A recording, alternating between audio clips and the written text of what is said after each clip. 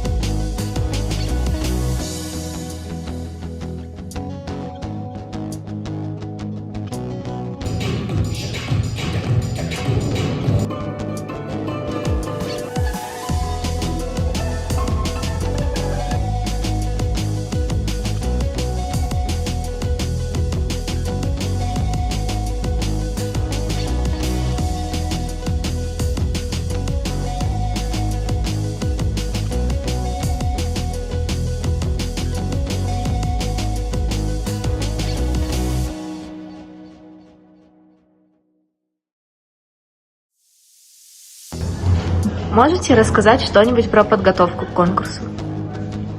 Рассказывай. Ну, мы с папой так-то... У нас всех музыкальная семья.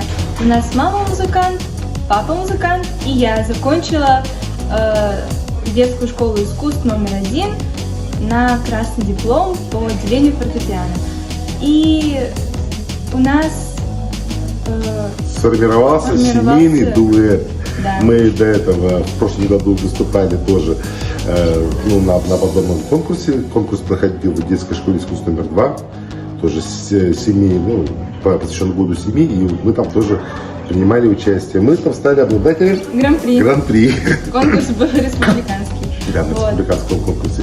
Ну и так периодически, где-то когда-то какие-то, если концерты проходят, такие посвященные году семьи, мы там принимаем активное участие. Нас приглашают, мы с удовольствием играем в сцене.